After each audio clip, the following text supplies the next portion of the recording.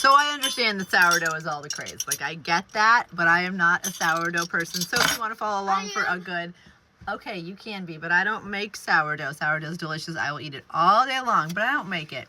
But what I do make is my own homemade bread. So if you want to follow along for a quick and easy, I call this oatmeal bread recipe.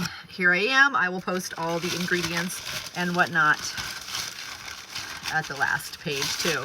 So I have already got my milk done. I've got 1.5 cups of warm milk. This is a bread machine recipe, by the way, because that makes life simple. If you don't have a bread machine and you love homemade bread, it's totally worth the investment.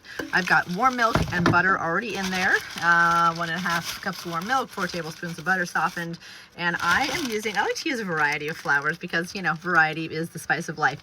So I am using some all-purpose flour. I think bread flour is overrated personally. So it calls for 3 cups of bread flour. So I'm gonna use 1 cup of all-purpose.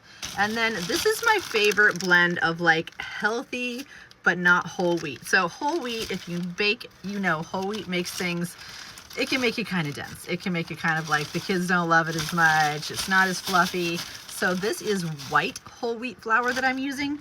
You can see by the texture that it really just kind of, it maintains the fluffiness, good buddy. It maintains the fluffiness and quality of white bread, but it gives you the wheat bread ingredients as far as nutrition is concerned. So 3 cups total. So I did 1 of the other. So 2 of these. Don't you love my little measuring cups? I love this little set. Like, it came with all of those different size cups all the way from 1 down to 1/4. So 2 of those.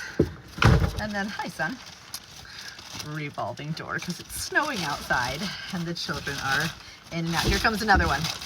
And 1 cup of oatmeal going in. And then, let's see, next is sweetener. It calls for 1/3 cup of sweetener. I'm not really a measurer when it comes to sweetener. I'm using raw honey. You can use molasses, you can use sugar. I've used all the above. The molasses adds a really cool but very different flavor. So 1/3 cup, maybe a little more. That's my guess on 1/3 cup. It's probably more like 1/2 cup in real life of sweetener. And then all I need now is just 1.5 teaspoons of salt, also, which I don't really measure because, well, it's salt. So 1.5 teaspoons. The only thing that I get specific with and use my measuring spoons for is, yep, you guessed it, the yeast. So I am using bread machine instant yeast, and I will show you guys how I cook this on my bread machine, like what cycle I use. So there's 1.5 teaspoons of that. And that's what it looks like now. You always want to make a little well in the center and put your yeast in there so it doesn't come into contact with the water until the bread machine makes it so. All right, snapped into place in my bread machine.